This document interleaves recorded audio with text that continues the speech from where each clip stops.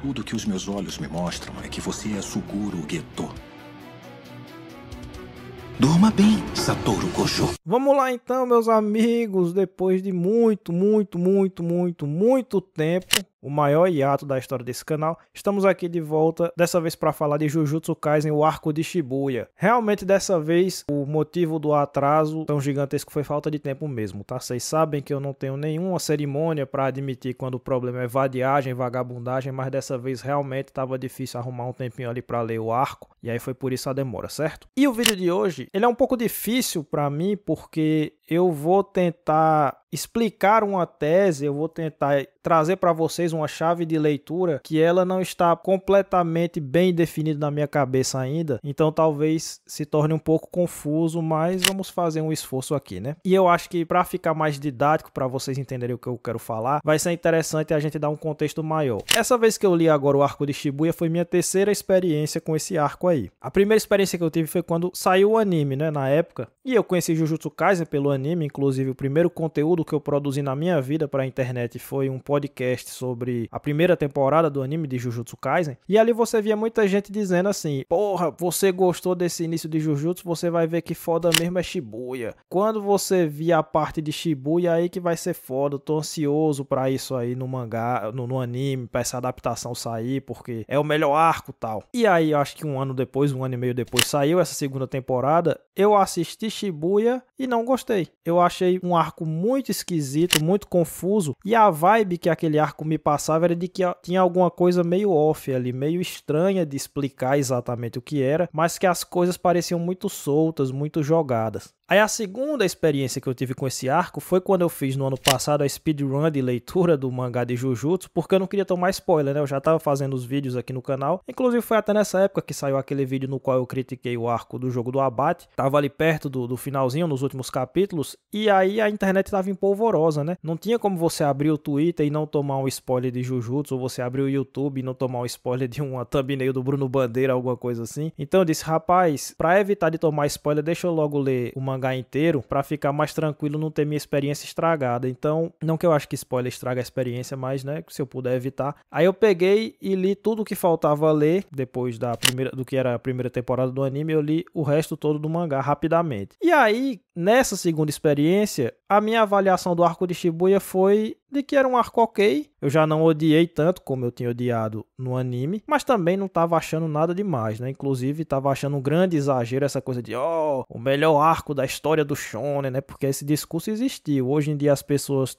estão sendo revisionistas com Jujutsu, de dizer que não prestava, que sempre foi ruim, que não sei o quê. Revisionismo que, enfim, quando uma obra termina mal, sempre tem essa coisa, né? Teve com Naruto, teve com Bleach, teve com Boku no Hero e teve com Jujutsu também, Shingeki no Kyojin e tal. Mas na época do hype, muita gente dizia o melhor arco shonen e tal. E eu olhava e dizia: não é ruim, já não odiei tanto quanto odiei da primeira vez, mas não é essa coisa toda, né? E a terceira experiência foi essa agora. E é interessante porque dessa vez eu gostei muito do arco de Shibuya, ou seja, 3 experiências diferentes, 3 avaliações diferentes. E eu acho que eu entendo, eu consigo defender o porquê é que eu mudei a minha avaliação, e acho que a explicação do porquê eu mudei a avaliação é a tese do vídeo, e por isso que foi interessante dar esse contexto. No final das contas, o segredo, a chave da coisa estava naquilo que eu sempre enfatizo aqui nos vídeos do canal, que é: toda obra deve ser julgada de acordo com a sua proposta, com o seu contexto. E me parece que o motivo pelo qual eu odiei Shibuya da primeira vez que eu li foi porque eu estava meio que tentando inconscientemente encaixar esse arco num molde do que seria uma narrativa tradicional ou de como as coisas deveriam acontecer, e Shibuya não se encaixa nesse molde de maneira nenhuma. Nós vamos falar disso ao longo desse vídeo, e aí isso me incomodava. Eu sentia que tinha alguma coisa muito estranha porque o molde não se aplicava de maneira muito perfeita ao arco. Só que agora, para mim, esse é o grande ponto forte de Jujutsu. O que mudou foi a minha perspectiva. Eu comecei a perceber que sim, existe alguma coisa meio off nesse arco aqui, existe alguma coisa meio estranha, mas isso está longe de ser um defeito. Provavelmente é, na verdade, o grande mérito desse arco, pelo motivo seguinte: qual é a chave de leitura que eu vou propor nesse vídeo, então? A chave de leitura que eu vou propor aqui é uma coisa que eu já mencionei, acho que no vídeo passado que eu fiz de Jujutsu, que foi o vídeo do passado do Gojo, onde eu disse ali, en passant, bem no finalzinho do vídeo, que a estética de Jujutsu é uma estética do estranhamento. Eu acho que eu não usei esse termo, mas o conceito é esse, né? A ideia do Akutami era criar um mangá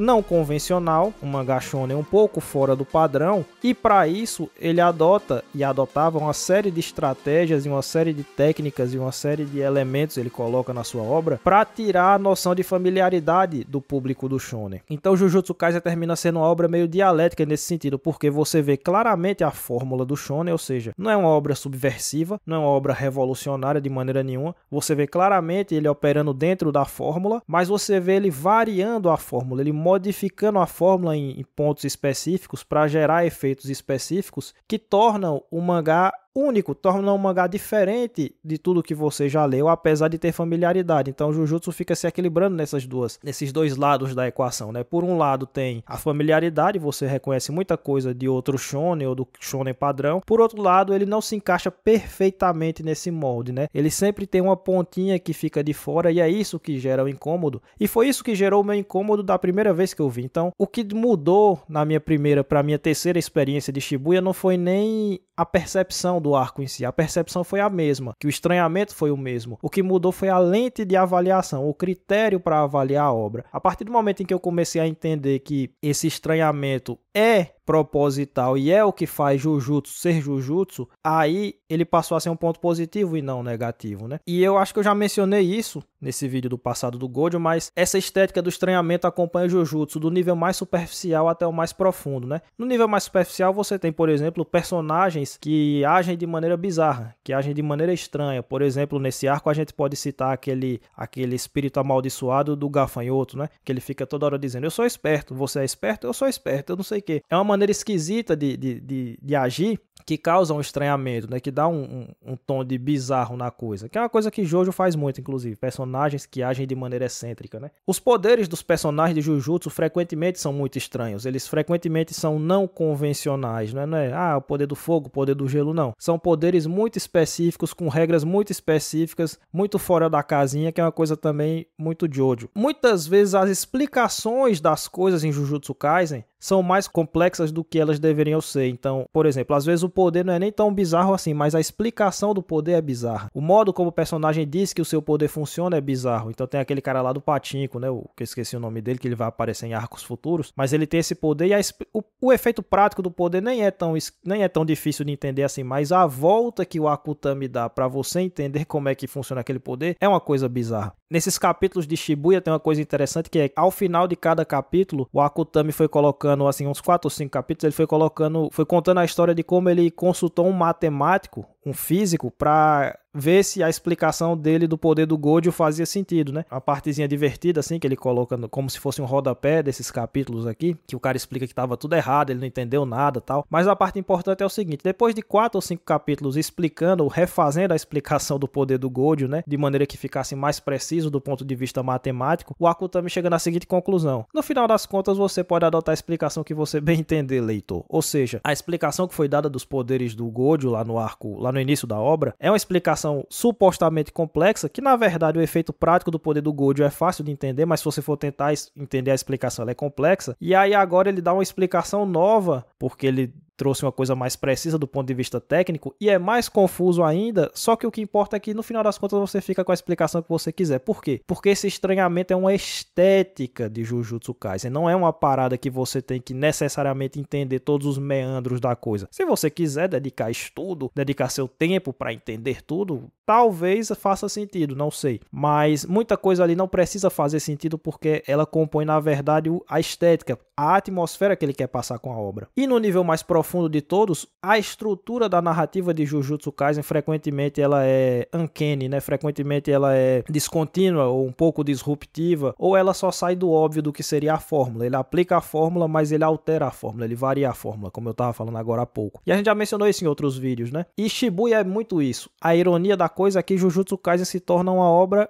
coerente. É a coerência da incoerência, vamos dizer assim. É o caos que gera a ordem. No final das contas, a leitura que eu quero propor de Jujutsu aqui é isso. Jujutsu é uma obra caótica na qual, de alguma forma, você encontra a ordem, se você analisar com um pouco mais de calma. Então não é aleatório, não é arbitrário, e a gente vai traçar essa linha bem daqui a pouquinho, porque as coisas terminam fazendo sentido, mas para elas fazerem sentido, você tem que pegar um caminho mais longo do que você pegaria numa obra tradicional, porque o Akutami frequentemente coloca elementos eventos para trazer disrupção, para trazer descontinuidade e com isso gerar essa sensação e criar essa estética do estranhamento, de que tem alguma coisa off, de que tem alguma coisa meio fora ali. Nesse sentido, Shibuya para mim é o arco mais Jujutsu de todos, porque ele é o arco mais ambicioso de todos, eu acho. Talvez junto com o jogo do abate, mas eu acho que ele é mais ambicioso do que o jogo do abate. E ele é o arco onde isso fica mais acentuado, essa característica do estranhamento em todos os níveis, do mais superficial, que são os trejeitos de um personagem, até o mais profundo, que é a estrutura da narrativa mesma. Acho que Shibuya tem tudo, tem o estranhamento em tudo isso, conectado, e aí você faz uma peça coerente, porque se tudo é feito para gerar o estranhamento, então você tem essa coerência, a coerência de gerar o estranhamento. Então aí é onde está a ironia da coisa, né? Muita gente lê Jujutsu e acha confuso, sem perceber que esse é o ponto. Mas o ponto não é ser confuso do tipo, não entendi nada, porque dá pra entender tudo em Jujutsu Kaisen. Tudo que você precisa entender pode ser entendido facilmente, mas o caminho para você entender é não convencional, apesar de que em vários pontos ele é bem familiar, porque ele aplica a fórmula do Shonen. E aí eu acho que o início desse arco de Shibuya, já adentrando nos eventos, né, ele é muito interessante pra gente fazer uma discussão que é importante, porque alguém pode dizer aí, tá, então você tá dizendo que Jujutsu é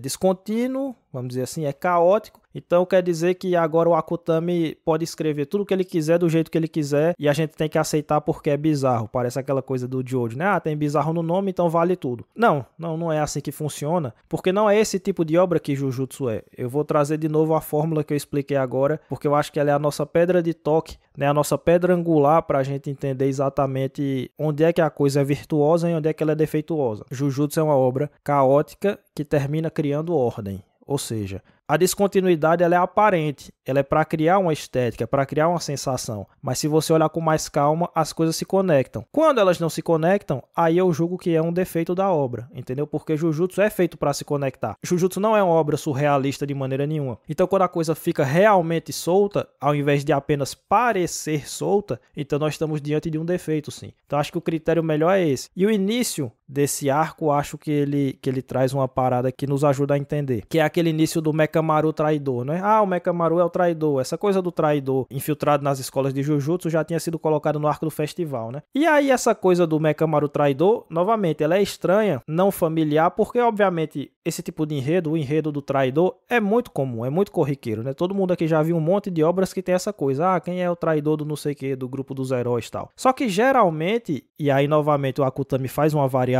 que causa um estranhamento, geralmente isso é um ponto de mistério na obra, né? Geralmente o autor lança a mão dessa estratégia para construir um mistério, uma tensão, né? Aquela ideia de que ninguém pode ser confiado, como é que é isso e tal. Só que em Jujutsu Kaisen a verdade é que ele não faz esse mistério, ele na verdade não faz nada com esse plot point do traidor, porque ele já começa Shibuya revelando quem é o traidor. Depois o Mekamaru se volta contra os próprios vilões, tem uma luta lá que é até interessante, porque as lutas do Mahito são muito interessantes, porque o poder dele permite lutas esteticamente arrojadas, né? Porque ele pode se transformar em qualquer coisa, então as lutas são meio bizarras, e nesse caso era uma luta contra um robô gigante e tal. Uma luta rápida, interessante, porém rápida, na qual ele se sacrifica. E aí, novamente, nós já vimos milhões de histórias de sacrifício. Geralmente, o sacrifício é a culminação dramática de uma sequência, né? Então, você tem um personagem que já está muito bem estabelecido na obra, e aí ele se sacrifica e isso tem peso, porque houve todo um trabalho para que as pessoas se importassem com aquele personagem, gostassem dele, se apegassem a ele, e aí a cena de sacrifício se torna impactante, né? E isso também não é o caso do Mekamaru. O fato dele ser um traidor já é um pouco estranho, porque ele não era um personagem que tinha tido muito espaço na obra, de um modo geral. Ele tinha tido um pequeno espaço que eu acho até bem interessante, a discussão que é levantada ali no arco do festival, mas é um espaço pequeno, um espaço diminuto. Geralmente o traidor, quando tem esse tipo de história, é um cara com o qual nós já nos identificamos ou que teve muito espaço na obra, justamente para que tenha um impacto de, porra, o cara fez isso tudo e ele na verdade estava jogando contra, ou então em algum momento ele passou a ser um traidor e tal, e Jujutsu Kaisen abre mão de tudo isso. É por isso que eu acho que é interessante falar desse início, porque eu acho que tem a parte boa e ruim de você fazer uma disrupção, de você alterar a fórmula. A parte ruim é muito simples. No final das contas, bem pensadas as coisas, esse plot point do traidor ele não serve para nada. Ele não é explorado em si mesmo, como eu disse, disse, o Akutami não trabalha mistério, não utiliza um personagem que já tivesse mais engajamento com o público, ou que já tivesse mais marcado na obra como o traidor. E, rigorosamente falando, a importância dessa coisa do traidor para os eventos de Shibuya é muito pequena. Então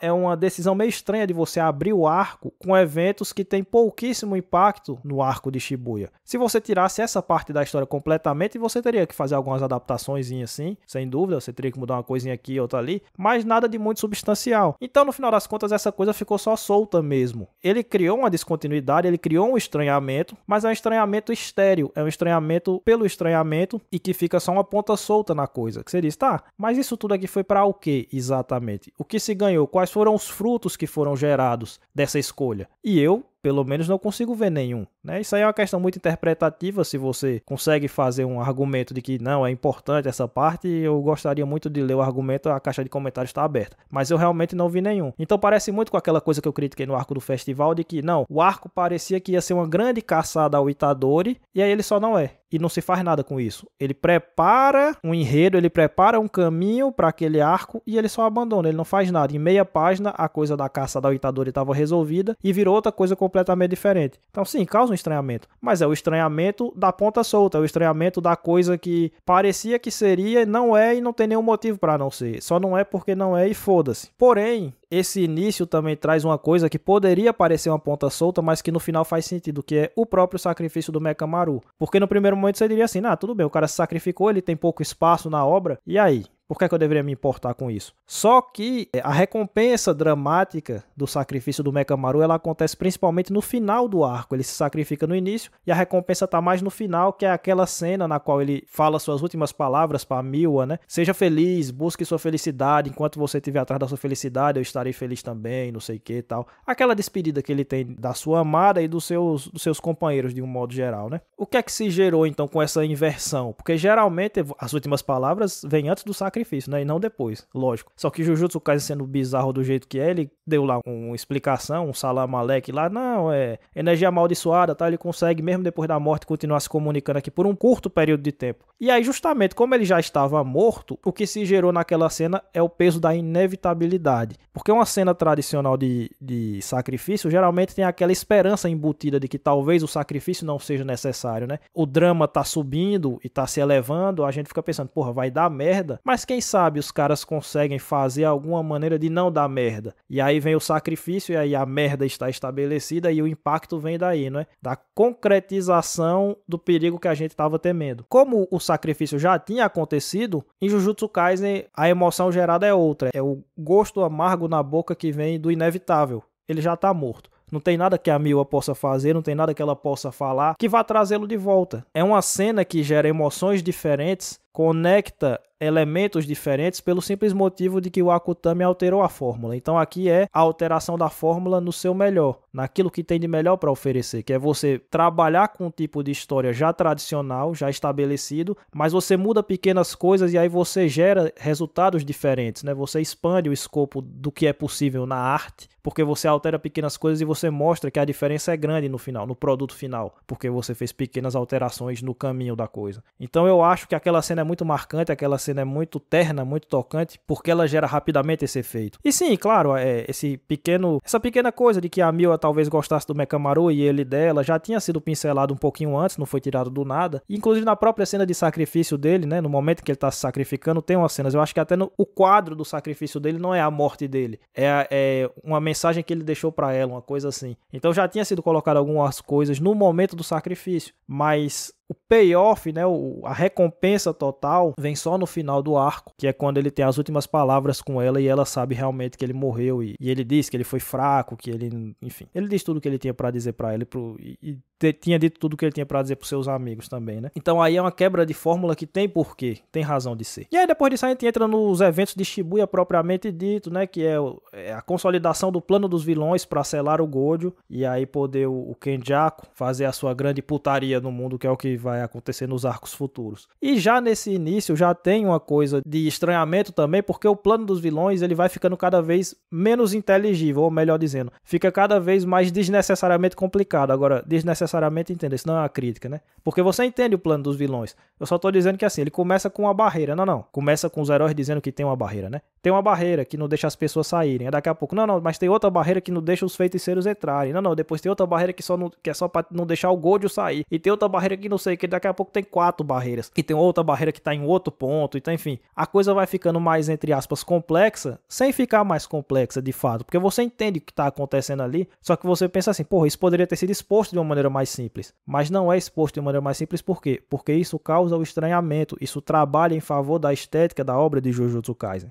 Se não desse para entender, se fosse realmente ininteligível, aí seria um defeito. Mas da feita em que você compreende como é que a coisa funciona, basta você prestar um pouco mais de atenção, então não chega a ser um defeito, é uma estética, né? E aí Jujutsu Kaisen tem uma coisa, eu falei que esse é o arco mais Jujutsu de todos, porque ele é o mais ambicioso e ele trabalha com esse estranhamento em todos os níveis. E aqui ele adota uma coisa muito parecida com o que a gente falou em Hunter x Hunter, lá no arco de Yorkshin, que o Togashi adora dividir a ação em vários núcleos, né? Porque aí demonstra que o andamento da ação é um arco, é uma teia complexa de relações que vão se entrecruzando de alguma forma, e o Akutami faz isso aqui. Só que ele faz isso à maneira de Jujutsu, ele não faz isso à maneira de Hunter x Hunter, porque Hunter x Hunter nesse sentido é bem o oposto de Jujutsu Kaisen, apesar do Akutami ter dito que era fã do Togashi e de Hunter x Hunter, mas nesse sentido eles são opostos, porque o Togashi ele é meticuloso, o Togashi ele escreve as coisas de uma maneira que você vai entendendo a ligação lógica delas a cada passo, né? Tudo vai fazendo sentido, tudo vai se formando numa estrutura bem construída, tijolinho por tijolinho. E Jujutsu não, Jujutsu é caos, mas é caos que lá na frente faz sentido. Lá na frente você percebe que está tudo interconectado. E essa é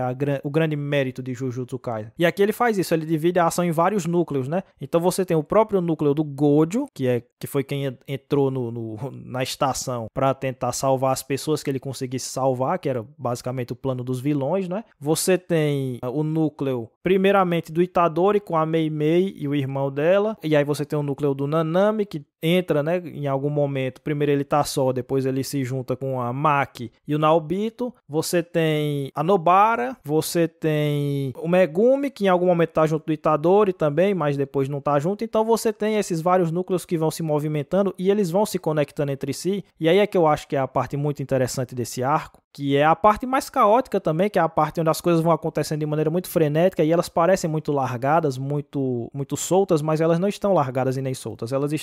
Esses núcleos estão conectados entre si, eles se relacionam entre si e eles estão conectados com arcos anteriores, que já foram explicitados na obra. Então eu vou tentar, de maneira rudimentar aqui, porque eu não escrevi nada, não escrevi roteiro nenhum, mas eu vou tentar pelo menos explicar minimamente essas ligações para mostrar o ponto central do vídeo, que é caótico, parece caótico, mas está tudo interligado, ou quase tudo. E é essa a beleza da coisa, né? O Gojo entra lá e é engraçado que, novamente, nesse arco, o Akutami faz uma coisa que ele faz a obra toda e que talvez ele tenha se arrependido depois, que é hypar demais o Gojo, né? Porque ele hypou demais o Gojo e hypou demais o Sukuna, e isso jogou em favor da obra pra hypar a luta de Gojo e Sukuna no final. Só que jogou contra a obra, porque na hora que o Gojo morreu, muito fã largou a parada, porque muito fã só gostava de Jujutsu porque gostava do Gojo, porque você passou metade da obra só fazendo ele farmar aura, né? E esse arco é uma farmação de aura em cima do Gojo também, porque, por exemplo, ele pulveriza a Hanami logo no início do arco sem dificuldade nenhuma, e a gente sabe que a Hanami era muito poderosa por causa do arco do festival, né? E aqui ela só não é nada perto do Gojo, ele facilmente destrói ela completamente. E aí tem aquela cena na qual o Gojo já tá prestes a ser selado, e aí tem um pequeno flashback do Diogo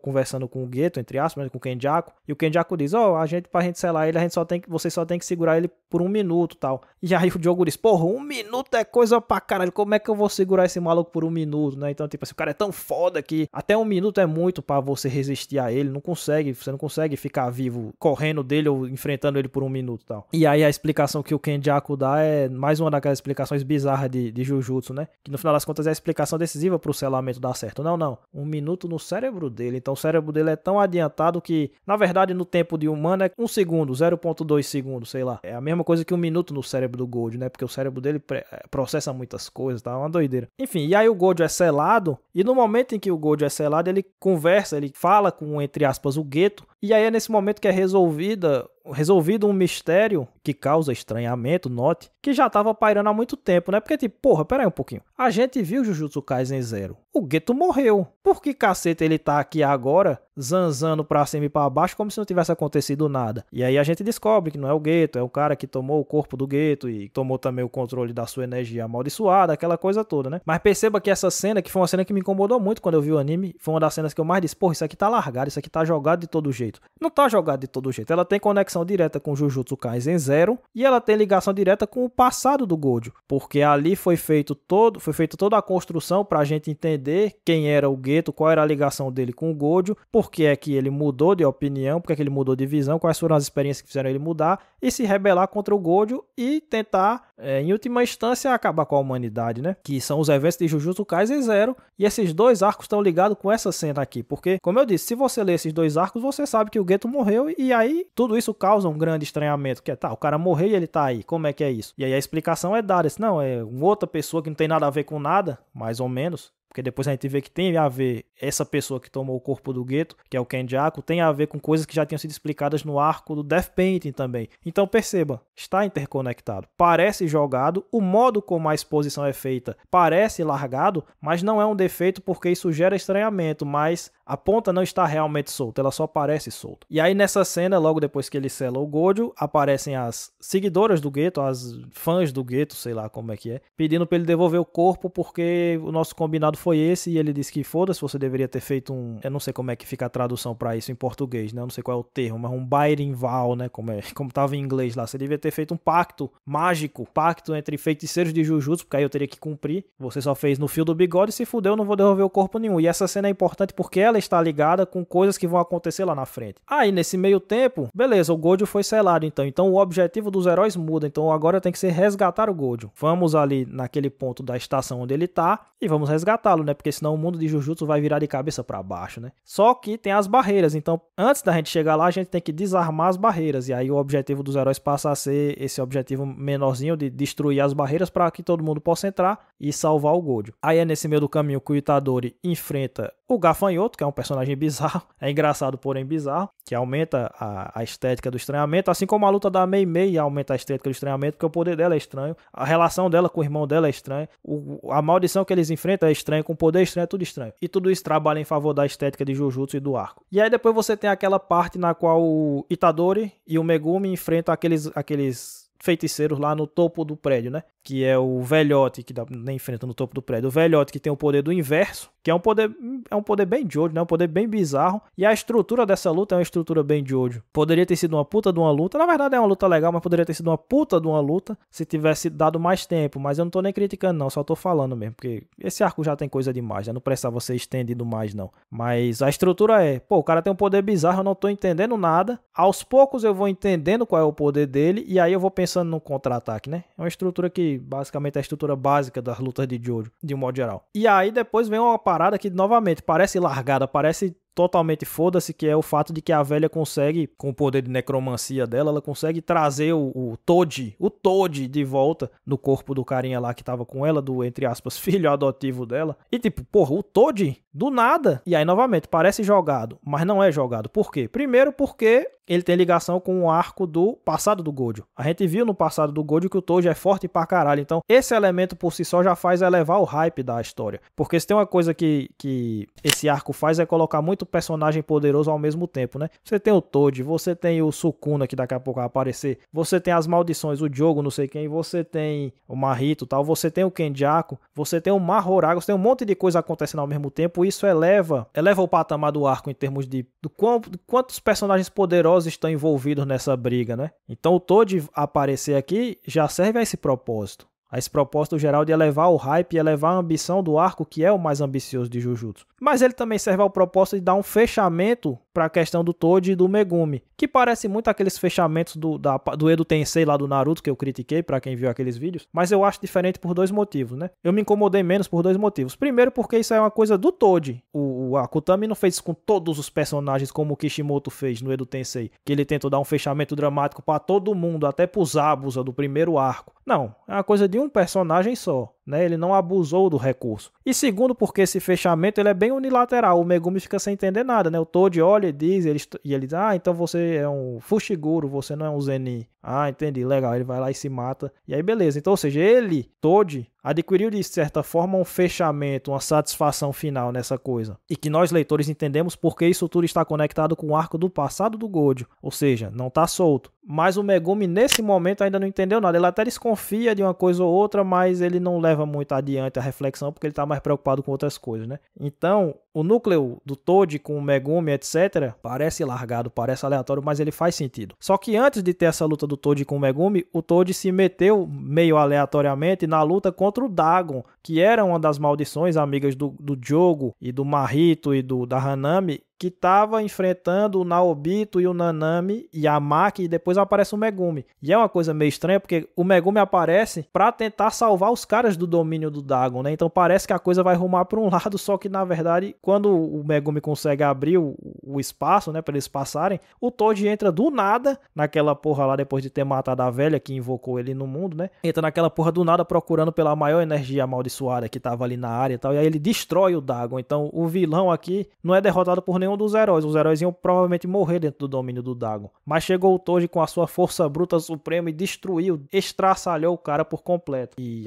elevando os níveis de massa velho do arco, né? Porque o Toad é um personagem muito massa velho. Só que ele é o massa velho que eu gosto, ao contrário do Sukuna, que é o massa velho que eu não gosto, que eu vou falar daqui a pouco. E aí quando resolve toda essa questão, o Dagon tá morto, aí aparece o Diogo, que tava envolvido diretamente no plano de selar o Gojo. E aí essa cena eu acho ela muito terna, porque o Diogo é um personagem interessante, né? Porque desde o início ele se contrapõe ao Mahito no sentido de que ele tem uma ideologia, ele tem uma utopia na cabeça dele. A utopia dele é uma utopia para as maldições e tal, não é uma utopia para os humanos. Mas ele não é um nihilista igual o Mahito, né? Então ele sente muito a morte do Dagon. Eu acho uma cena terna, porque eles, não, Dagon, a partir de agora pode deixar comigo. E aí ele brutaliza, ele barbariza os caras. Ele praticamente mata o Nanami, né? Praticamente. Ele destrói o Naobito e ele deixa a Maki fodida parecendo morta, mas que não tá morta, a gente sabe disso no futuro do mangá. Então o Diogo, que estava em outro núcleo de ação, se mete nesse núcleo de ação que já tinha sido invadido pelo Megumi e pelo Toad, e que depois vão eles dois fazer um outro núcleo de ação ainda. Eles resolvem o que tem que resolver nesse núcleo e passam para outro núcleo, que é o do fechamento dramático entre eles. E o Diogo aparece de outro núcleo para esse, destrói todo mundo. Só que ele, logo depois que ele termina de destruir todo mundo, ele sente que o Sukuna tá voltando. Por quê? Porque as meninas que foram contrariadas pelo Kenjaku se aproveitam que o corpo do Itadori tá jogado de lado e vão trazer o Sukuna. Ou seja, elas vieram de outro núcleo e vão gerar um outro núcleo ainda, né? Que é o núcleo do Sukuna. Mas por que é que o corpo do Itadori tá jogado? Isso tem a ver com mais um núcleo, que é o fato de que ele tá enfrentando o Choso. E o fato de ele estar enfrentando o Choso tem tudo a ver com o arco do Death Pending, porque o objetivo do Choso é inteiramente moldado pelo que aconteceu naquele arco. E essa luta do Itadori com o Choso é muito legal, porque ela tem estratégia, tem poder, tem tudo, mas ela tem muita arte marcial. Eu sempre gosto quando a luta do Shonen tem coreografia, tem luta corpo a corpo, tem fisicalidade, e essa luta tem tudo isso. E aí quando o Choso tá pra matar o Itadori, ele tem experiências, ele lembra de um passado que nunca aconteceu, que parece também, novamente, uma coisa muito bizarra, muito jogada, mas que aos poucos o Akutami vai explicando, e que tem tudo a ver com o personagem do Kenjaku, tem tudo a ver com o Death Pending, tem tudo a ver com tudo. Do modo como ele coloca, parece jogado, mas aos poucos ele vai construindo as conexões com as coisas, né? Aí o Choso fica meio de cara com essa epifania que ele teve e se retira, e aí as meninas que estavam putas com o Kenjaku e querendo vingança contra ele, vão trazer o Sukuna de volta para tentar fazer com que o Sukuna mate o Kenjaku. E aí o Sukuna vem, né, o Diogo aparece também, quando ele sente que o Sukuna tá voltando, ele aparece pra, beleza, vou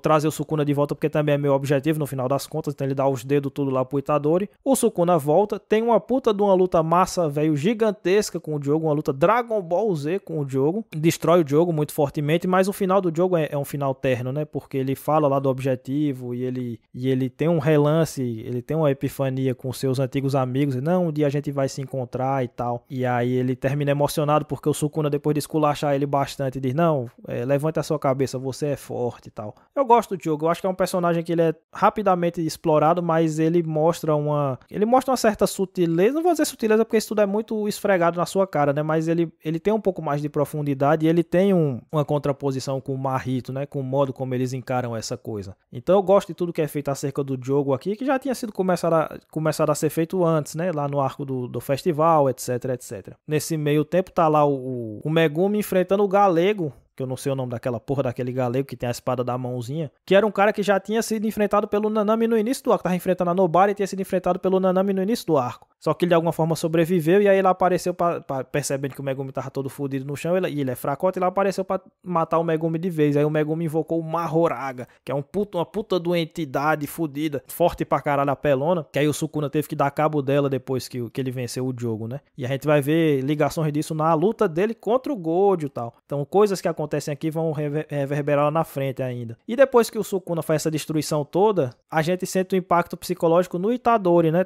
O Itadori vê isso tudo e tudo isso se relaciona com os objetivos gerais do Itadori, coisas que ele aprendeu no arco do Junpei e é o objetivo que ele aprendeu com o avô dele. Então, não, faça amigos, porque para você não morrer sozinho, ajude todo mundo, porque aí quando você morrer você vai estar cercado de pessoas. E aí ele vê a destruição completa que o Sukuna causou naquele ambiente, ele vê que é o contrário do objetivo dele, de agregar pessoas. Aquilo ali é a destruição pura, carnificina. E ele começa a entender por que é que os outros caras da sociedade Jujutsu queriam matá-lo, porque é que diz, não, esse cara não pode ficar vivo, porque ele é muito perigoso. E ele entende isso também, ao mesmo tempo. E aí ele passa por um pequeno período de um desânimo, de uma depressão, vamos dizer assim, de uma falta de vontade de continuar, porque eles, não, eu causo mais problema do que eu resolvo, né? O que esse cara é capaz de fazer, olha o tamanho da destruição que esse cara é capaz de produzir. Então, no final desse caos todo, desse bando de núcleo que entra um no outro, é o Itadori que enfrenta o Choso, que depois fica de lado, e aí o Itadori o Sukuna é tirado de dentro dele pelas meninas que brigaram com o Geto, porque as meninas, e aí o mangá também faz questão de explorar isso, né?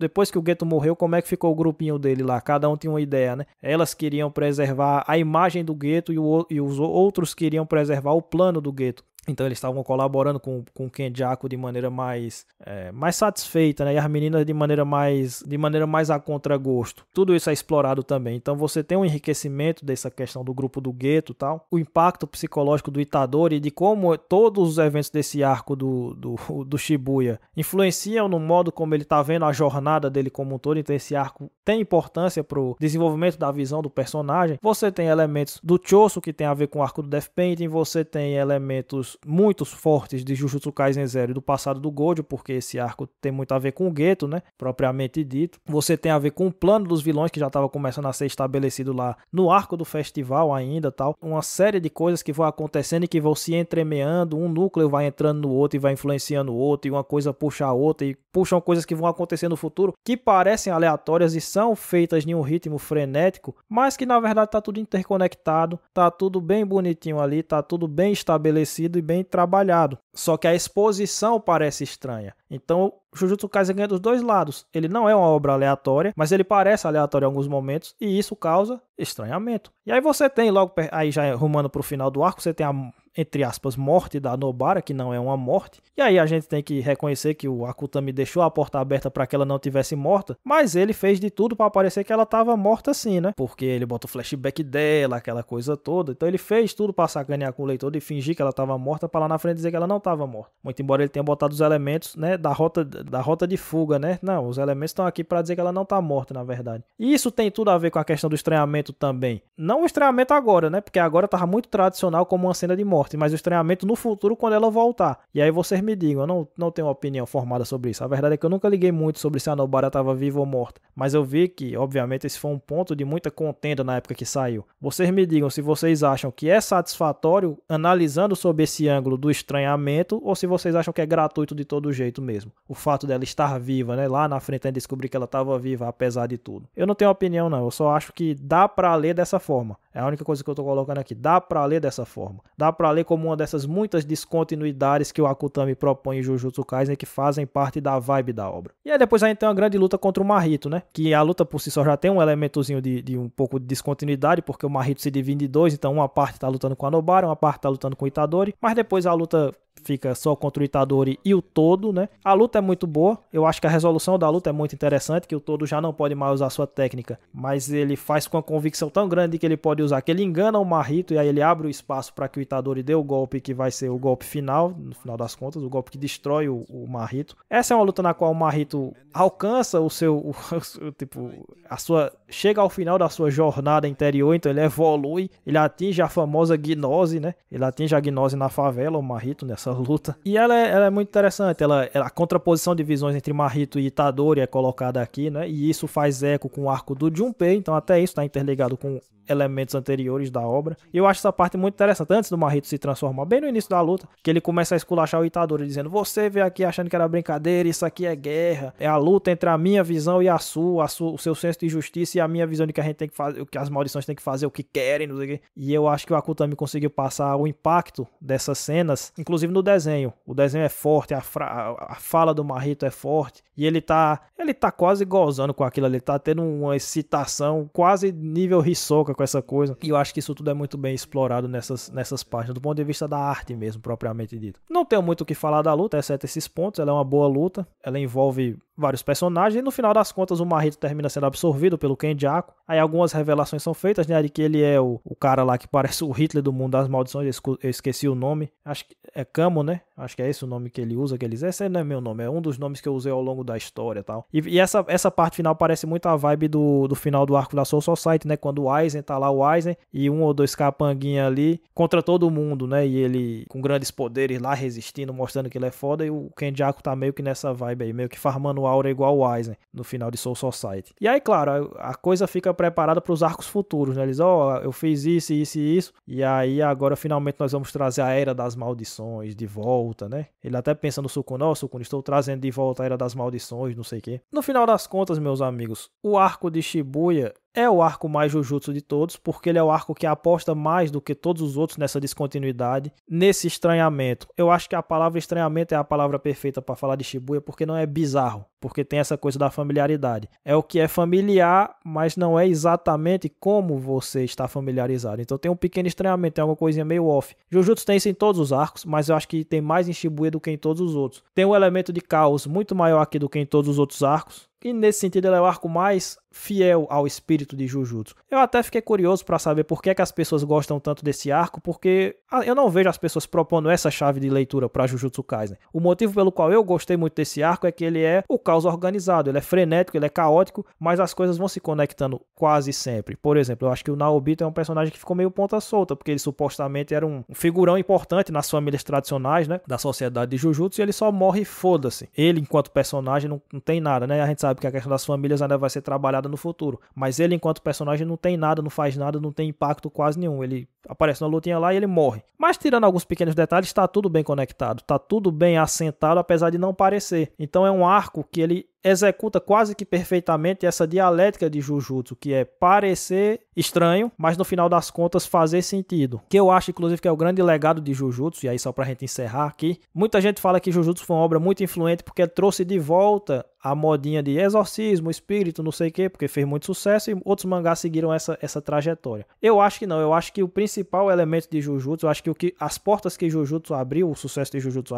abriram, né? As portas que foram abertas foram as portas de você mostrar que existe público dentro do shonen atual para esse tipo de obra que tem uma vibe meio bizarra. Beleza, tinha Jojo que estava lá consolidado há muito tempo, mas fora disso eu acho que não tinha, posso estar enganado, mas não tinha nenhuma grande obra que tivesse essa vibe de estranhamento, de bizarrice e tal. E depois de Jujutsu veio Dandadan, que não é da Shonen Jump, né, de outra revista e tal, mas, ou de outra publicação, acho que da Shueisha, mas de outra publicação, mas veio Dandadan, veio Undead Unluck e vem outras coisas nessa esteira, né, porque eu acho que Jujutsu Kaisen mostrou que talvez exista espaço, talvez exista um público que acha meio cool, acha meio estranho essa vibe meio off que Jujutsu passa, e eu acho que Jujutsu é o mais estranho desses todos, tá? Talvez alguém ache que Dandadan é mais estranho que Jujutsu, mas acho que não. Do pouco que eu vi de Dandadan, Jujutsu me parece mais estranho. Então, dentro dessa esteira de mangá meio esquisitão, eu acho que Jujutsu é o mais profundamente esquisito, eu acho que até mais do que Jojo, inclusive. Acho que Jujutsu tem esse mérito de conseguir ir mais profundamente no estranhamento do que Jojo. Isso não quer dizer que Jujutsu é melhor do que Jojo. Eu gosto mais de Jojo por léguas do que de Jujutsu. Mas eu acho que especificamente nessa proposta, acho que Jujutsu vai mais longe do que Jojo e mais longe do que os que vieram depois dele na sua esteira, né? Mas enfim, o arco de Shibuya encarna perfeitamente tudo isso que eu tô falando, encarna perfeitamente esse espírito de Jujutsu, e é por isso que eu acho ele muito foda. Mas eu não vejo as pessoas propondo essa chave de leitura para Jujutsu, esse como sendo o critério para discernir Jujutsu dos demais. Então eu fico sem entender por que as pessoas gostam tanto de Shibuya. Eu gostaria que elas falassem aí, vocês me explicassem por que é que vocês adoram tanto esse arco. Os motivos pelos quais eu adorei são esses aí que foram dados. Eu espero ter explicado da melhor forma possível, né? Por hoje é só, o vídeo já tá longo. Muito obrigado, até a próxima. Espero que não demore muito para sair o próximo vídeo. Valeu, valeu.